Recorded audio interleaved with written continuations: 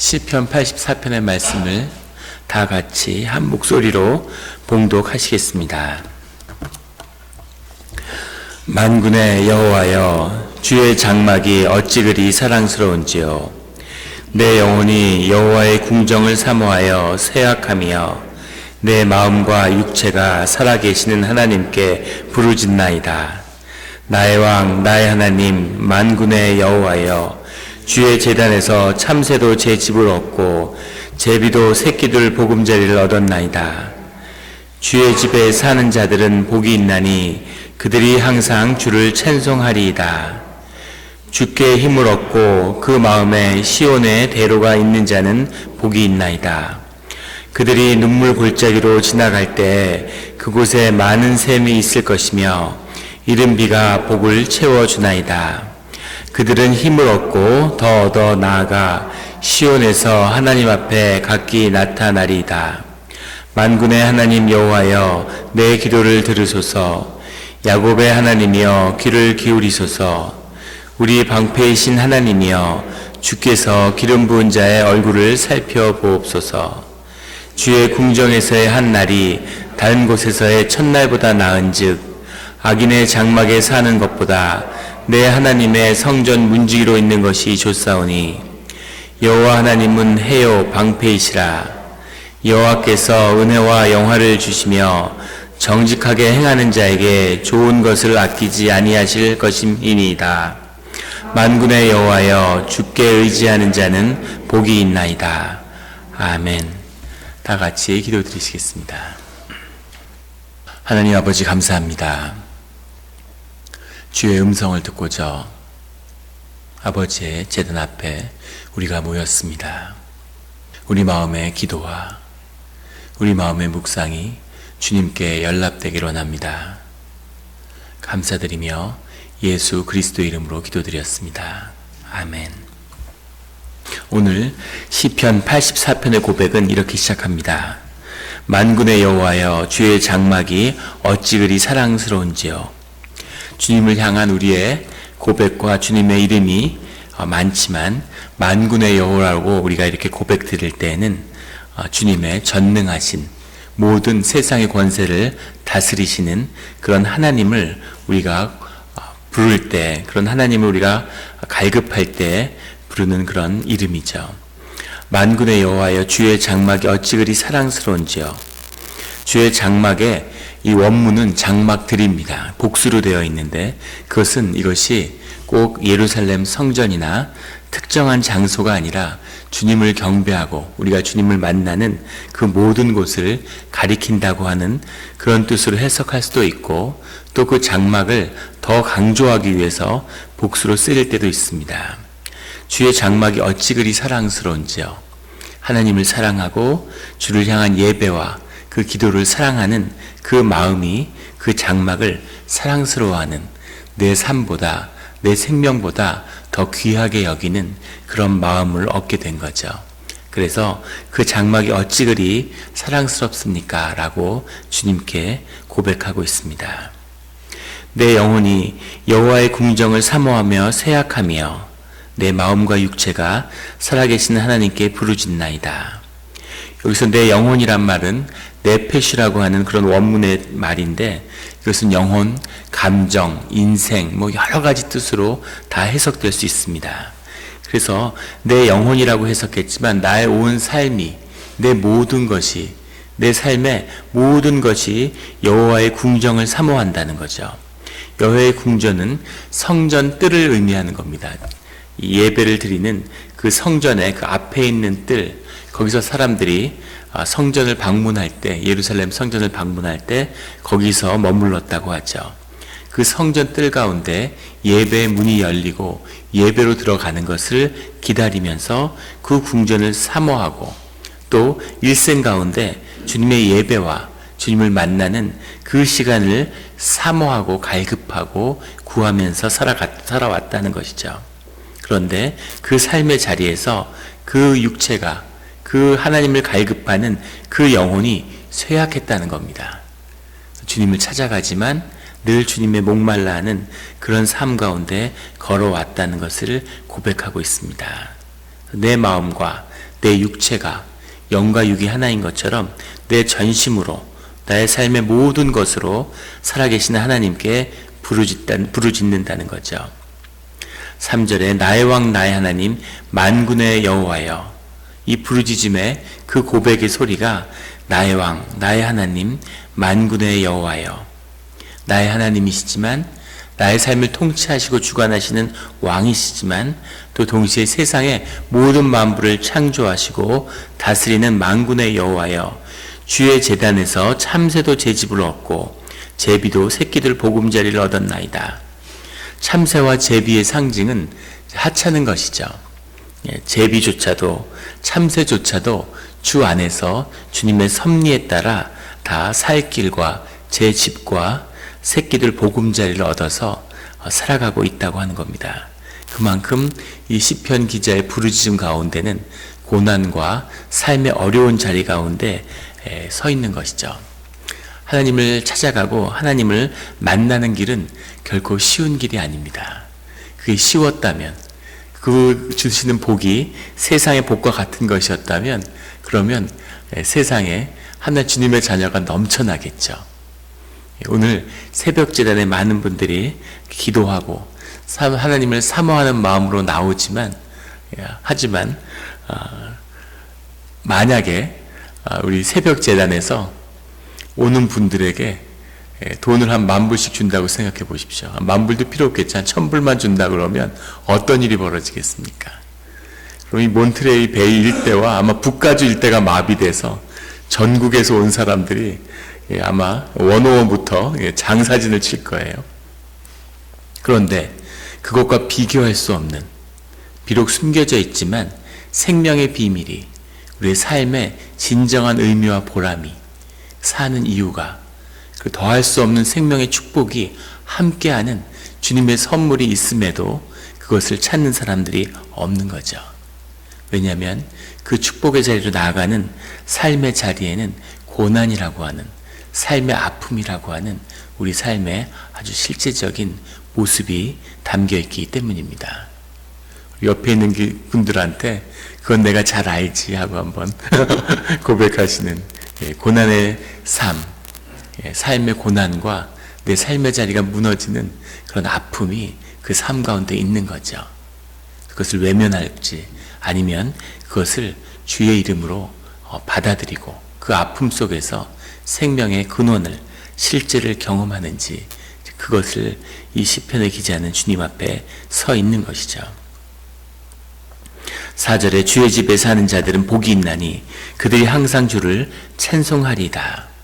주의 집에 사는 자들, 주님의 길을 따라가는 자들은 늘 복이 있고 주님이 함께 하시고 그를 찬송하는 그런 삶의 자리로 나아간다는 거죠. 5절에 주께 힘을 얻고 그 마음에 시온의 대로가 있는 자는 복이 있나이다. 주로부터 힘을 얻는, 세상으로부터가 아니라 오직 주를 통해서 현상적인 세상의 것들, 이런 것들은 다 쓸려가고 흘러가지만 오직 늘 주님께 힘을 얻는 그 마음에 주님을 섬기는 자들은 복이 있다는 거죠. 여기서 시온의 대로라고 해석된, 여기는 사실은 시온에라는 말은 본문은 없습니다. 의역을 한 거죠. 메실라라고 하는 말인데 그냥 대로예요. 사실 원뜻은 쌓아 올린다는 그런 뜻입니다. 주님께 힘을 얻어서 그 길을 열어가는 자들, 그 주님의 길을 쌓아가는 자들에게 복이 있다는 거죠. 주님의 길은 쉬운 길이 아닙니다. 하지만 그 끝에는 결국 주님의 은혜가 함께하는 거죠. 주님의 은혜로 우리의 삶의 길이 열리는 것이지만 동시에 주님을 간구하고 주님을 찬송하고 주님을 만나기 위해서 그 삶 가운데 신령과 진정으로 정성을 다하는, 최선을 다하는 우리의 마음이 함께하는 것임을 알고 고백드리는 거죠. 우리가 전심으로 주님께 나아가고자 할 때 주님이 은혜로 우리의 삶 가운데 시온의 대로를 열어주시는 겁니다.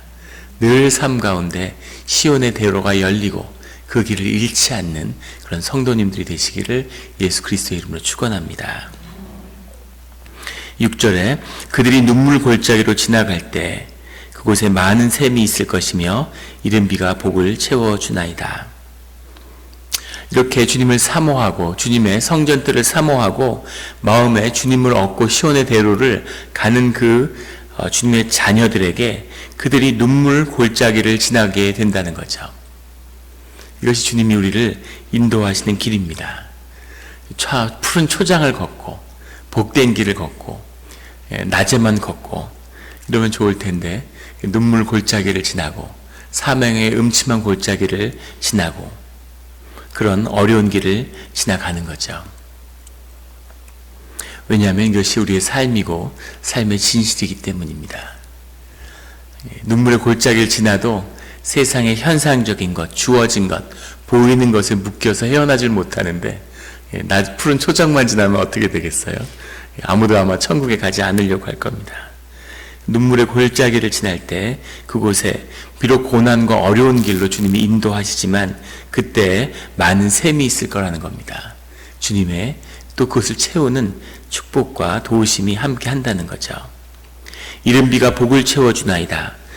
이 소아시아 근동의 날씨는 우리 캘리포니아 날씨하고 아주 비슷하다고 하죠. 1년 내내 가물다가 12월, 1월에 비가 와서 농사가 가능한 건데, 그런데 이른 비라는 건 10월이나 11월에 내리는 비입니다.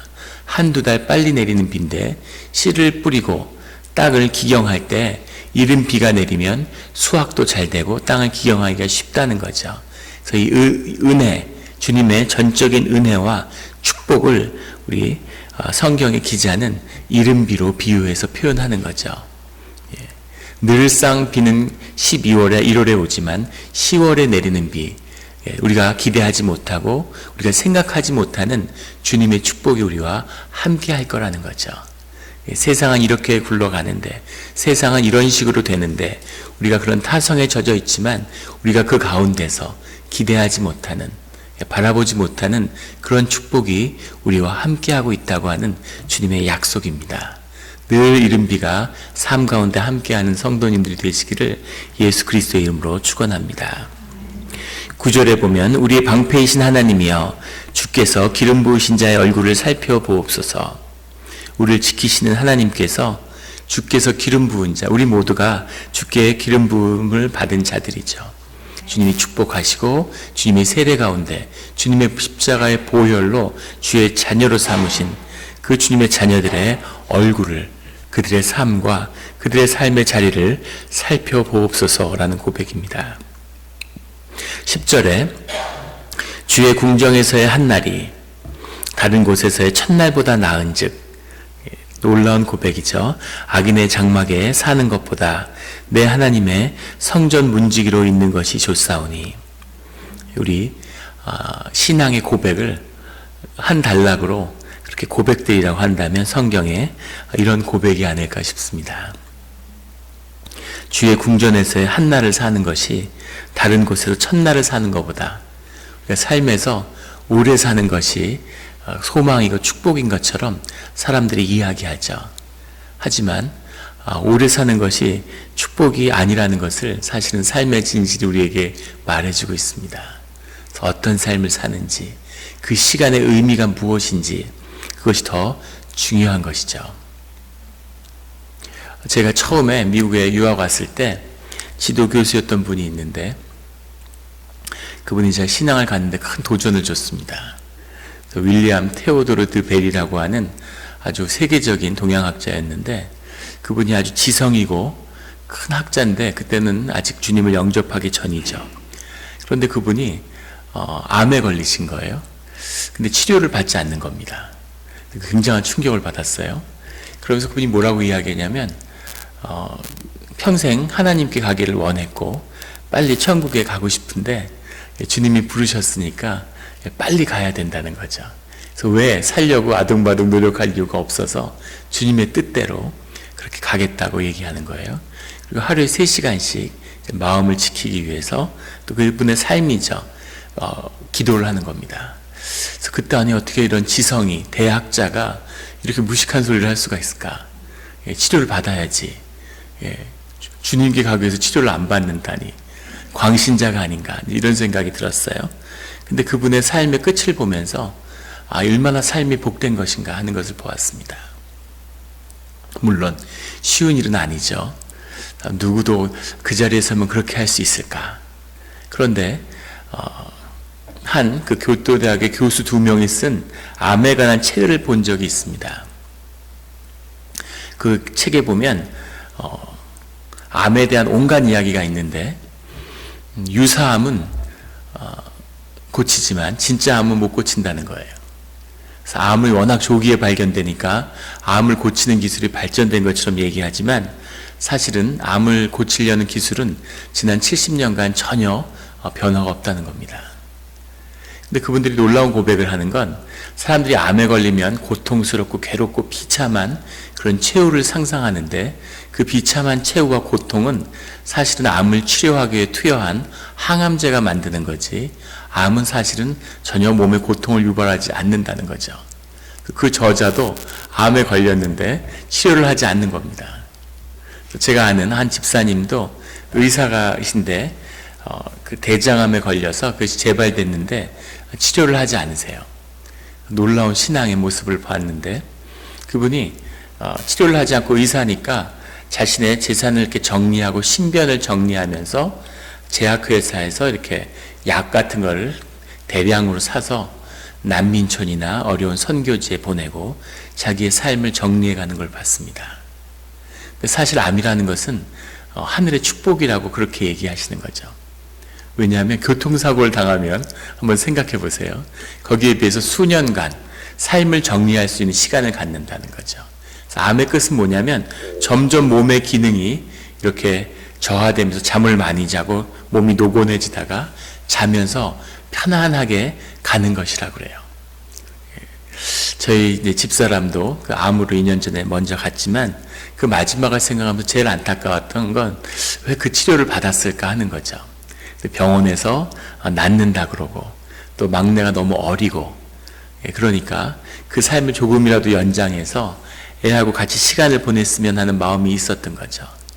그런데 다시 그 자리로 돌아간다면 절대 치료를 받지 말았어야 되는데 이런 생각이 드는 거예요.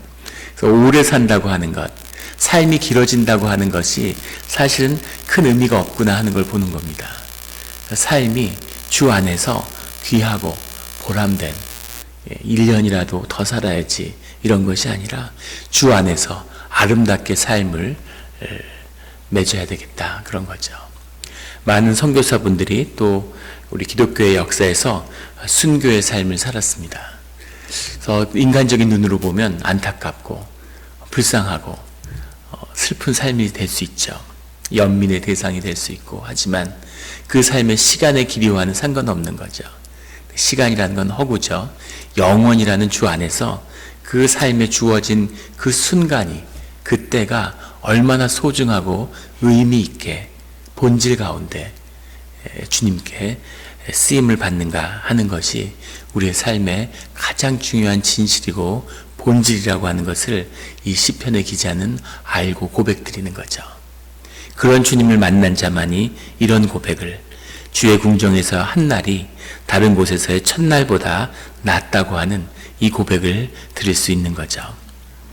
악인의 장막에서 사는 것보다 내 하나님의 성전 문지기로 있는 것이 좋사오니 사실 정확한 원문의 뜻은 악의 장막에 주인의 장막에 사는 것보다 내 하나님의 앞에 서기를 내가 원하오니 이런 뜻입니다. 그런데 이 성전 문지기라고 하는 뜻, 성전 앞에 선다고 하는 성전 문지기는 사실은 레위인들이 했죠. 그 제사장의 직분 가운데 하나고 우리가 생각하는 무슨 아파트 경비 아저씨 같은 그런 험불한 이미지는 사실 아닙니다. 하지만 우리가 오랜 시간 그렇게 받아들이고 묵상해 온 거죠. 그리고 앞의 뜻과도 그렇게 해석해도 맞을 것 같습니다.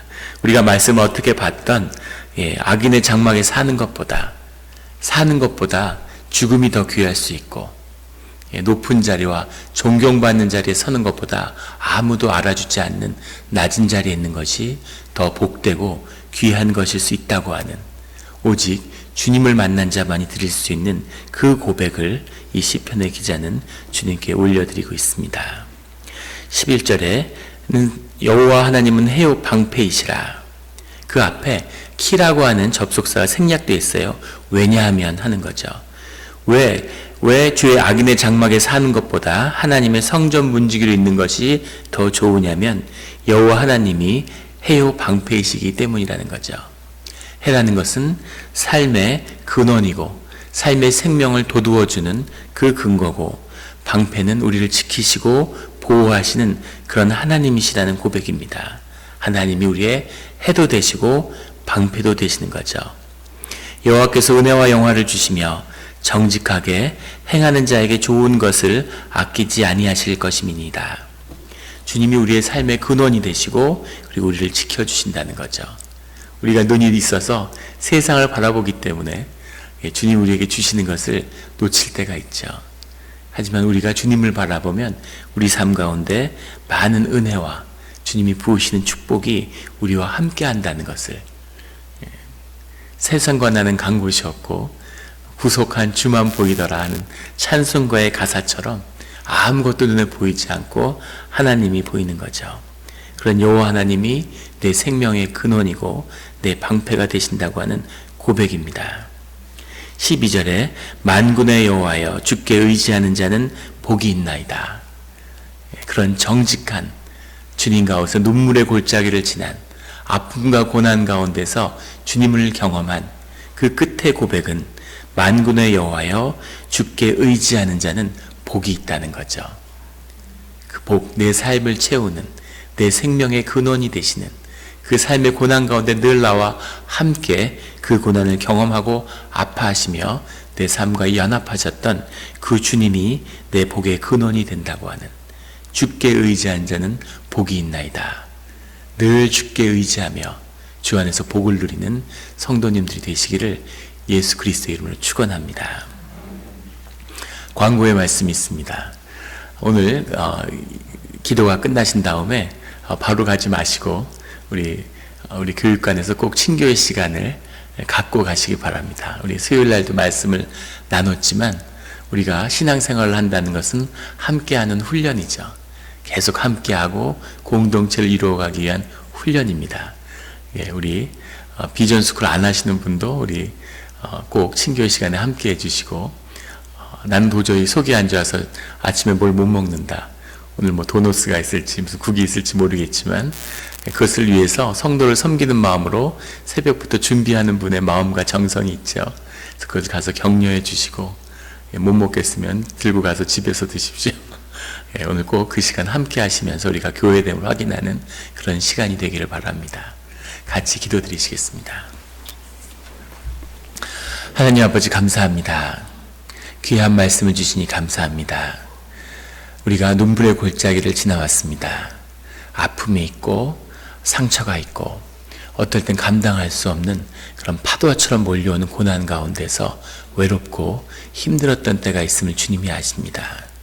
하지만 늘 우리가 주께 부르짖어 고백할 때 주님이 외면하지 않으시고 우리를 붙잡아 주시고 우리에게 힘이 되어 주시고 우리와 함께 하셨기 때문에 우리가 여기까지 왔습니다. 주님, 지나온 우리의 시간을, 우리의 고난과 눈물을 헛되게 하지 마시고 주님의 뜻을 우리 삶 가운데서 끝까지 이루어 주시옵소서. 주님의 뜻이 온전히 이루어지기를 우리 간절히 소원합니다. 주님, 또 우리 교회의 공동체를 축복하여 주시옵소서.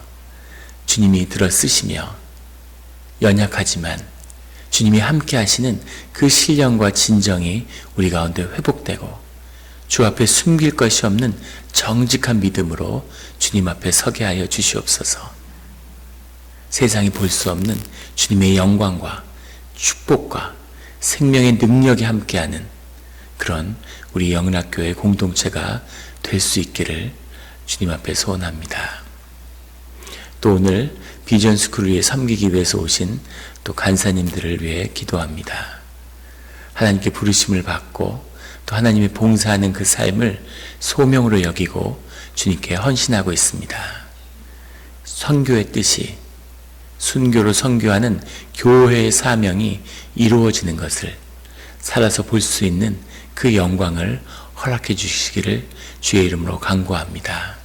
오늘 이 아침에 주님의 귀한 말씀과 주님의 임재와 주님의 음성 가운데 주님이 축복으로 우리와 함께 하심으로 인해 감사드립니다. 이 은혜와 이 시온의 대로가 끊어지지 않게 하시고 늘 주께 의지하는 복된 사람의 자리로 인도하여 주시옵소서. 또 우리가 오늘 하루에 주께 구하는 기도의 제목들이 있습니다. 우리의 연약함을 아시오니 주께서 은혜로 우리의 작은 소원들을 이루어 주시옵소서. 감사드리며 예수 그리스도의 이름으로 기도드렸습니다. 아멘.